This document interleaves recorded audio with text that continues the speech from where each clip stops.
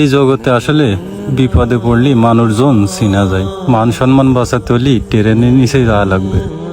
যাই প্রকৃতির ডাকের সাথে সাড়া দিয়ে আসি। সাড়া দেওয়ার ভালো খিরে ইলেকট্রিক থেকে বসে রয়েছে কেন? ট্রেন আসতেছে।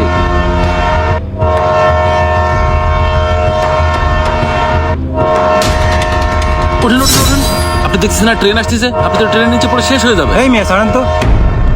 ছোট মামা, আপনি ট্রেন লাইনের এই জায়গায় কেন? আরে সোহেল, তুমি এখানে কেন? মামা আমি এই জায়গায় কেন সেটা পরে, আপনি ট্রেন লাইনের পরে কেন? এই জায়গায় আপনি এখন কেন? কি করতে আছেন এই জায়গায়? বাপ, আমার আর বাইসে থাকার ইচ্ছা নেই, তাই আমি ট্রেন রাস্তার পরে এসে বসে রয়েছি। জীবন দিয়ে দেবো তাই। কেন মামা, কি হয়েছে আপনার? কি হয়েছে বলেন তো আমার একটু। বাপ, আমার আর বাইসে থাকার মতো কোনো পরিস্থিতি নেই। তাহলে তুমি শোনো, খাবা? তুমি কিছু খাবা? এখান থেকে খেয়ে তুমি যে পড়তে বসে একটা চা দে। আচ্ছা দিচ্ছি তা। এই মরণের খাওয়া পরে খাইছে নে, আমার টাকা কই? তোর তো বাড়ি যেও পাচ্ছি নে, আগে টাকা দে। ভাই, আপনার টাকাটা নিয়ে একটু টেনশনে আছে। সমস্যা নেই, সামনের মাসে টাকাটা দিয়ে দিবা। উস্তাদ প্রতিদিনই তো কয় যে সামনের মাসে দিবা নেই, সোজা আঙুলে মনে হয় ঘি উঠবে না। এটা আজকে দেখতেই হবে। দিতে দিতে 1.5 লাখ টাকাতে 3 লাখ টাকা হয়ে গেছে। টাকা আজকেই নিতিবে, আর ডিল দেওয়া যাবে না। আর ঠিক কথা কইছিস। এই এরা তো আজকের দিনের কথা কয়েছে, আমি তোর আর একটা দিন সময় দিয়ে গেলাম। কালকে সন্ধ্যের ভিতরে টাকা পৌঁছে দিবি। 3 লাখ টাকা যদি 3 পয়সা কম নিয়ে আসিস, তাহলে কিন্তু তোর অবস্থা খারাপ হয়ে যাবে।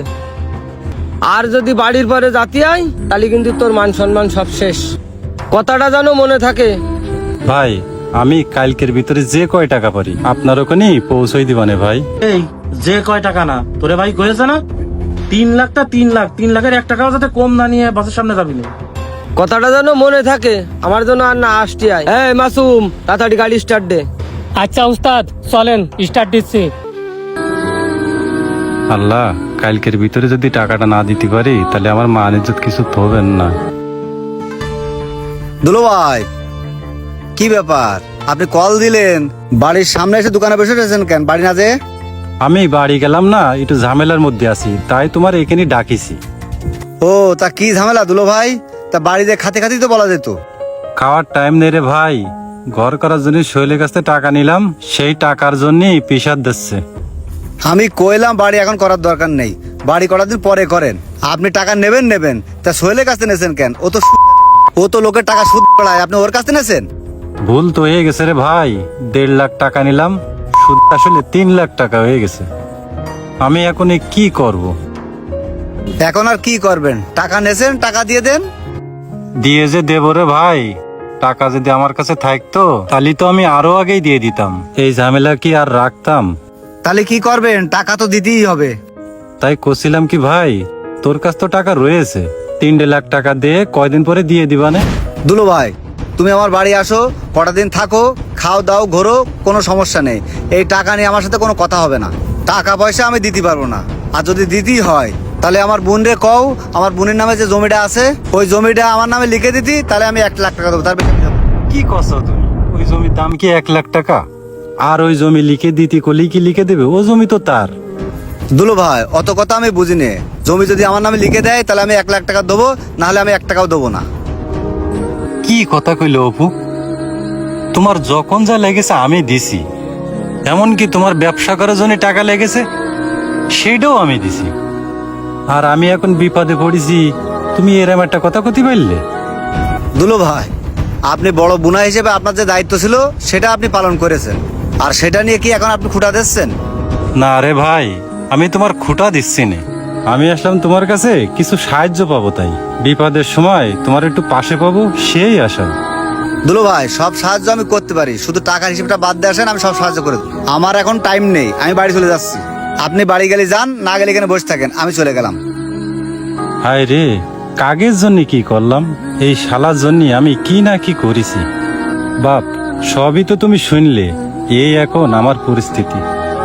মামা, সামান্য 3-4 লাখ টাকার জন্য আপনি আপনার জীবন দিয়ে দেওয়ার সিদ্ধান্ত নিয়ে এনেছেন। আপনার শালারা না হয় আপনার সাথে খারাপ ব্যবহার করেছে, আপনার অন্যান্য আত্মীয় স্বজনরাও না হয় আপনার সাথে খারাপ ব্যবহার করেছে, আপনার রক্তের সম্পর্কের লোকও তো রয়েছে, আপনার বোন রয়েছে, আমি রয়েছি। আমরা কি আপনার রক্তের সম্পর্কের কেউ না? আপনি একবার আমাদের কাছে আসতে পারতেন, আমার মারে বলতে পারতেন, আমারে বলতে পারতেন। আপনি আমাদের কাছে একটা বারও আসলেন না, আর আপনি তাদের জন্য আপনার জীবন শেষ করে দিচ্ছেন। মামা, আপনি যদি একটা বারও আমারে বলতেন, আমি আমার গায়ের রক্ত বিক্রি করে হলে আপনার টাকা দিতাম। ভাগ্নে, তোমার সামনে আমি কোন মুখ নিয়ে আসবো? দেখো, আমার শ্বশুরবাড়ির লোকের সাথে সম্পর্ক রাখতে যে আমি না তোমারে কত অপমান করেছি, কত খারাপ ব্যবহার করেছি। আমার বাড়ি পর্যন্ত তোমারে থাকতে দিইনি। মামা, সে কথা তো আমি কবেই ভুলে গেছি মামা, সে তো কবের কথা। আপনি সামান্য 3 লাখ টাকার জন্য আজকে জীবন দিতে আইছেন। আরে মামা, আপনি আমার মামা। দুইটা মা হইলে একটা মামা হয়।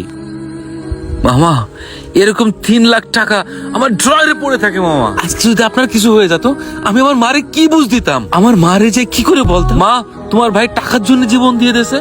আমার মা আমার কি বলতো মামা? সে আমার বলতো, তোর কাছে লাখ লাখ টাকা থাকতেও আমার ভাই জীবন চলে গেল, কি করব মামা এই টাকা দিয়ে আমি? মামা, আপনি যদি একটা বার আমারে বলতেন, আমি আমার গায়ের রক্ত বিক্রি করে হলেও টাকা দিতাম। আপনি আমার সাথে চলেন মামা, আমি দেবো টাকা, আমি দেবো, যত টাকা লাগে আমি দেবো। ওর মুখের উপরে আপনি টাকা ছুঁড়ে মারবেন? ওর কত বড় সাহস আপনার অপমান করে? কথায় আছে, বিপদে পড়লে আসল বন্ধু, আত্মীয় স্বজন সব চিনা যায়। আপনি যাদেরকে বেশি ভালোবাসা দিবেন, তাদেরকেই বিপদের সময় খুঁজে পাবেন না। যাকে অবহেলা করবেন, সে ঠিকই আপনার পাশে এসে দাঁড়াবে। এটাই বাস্তব।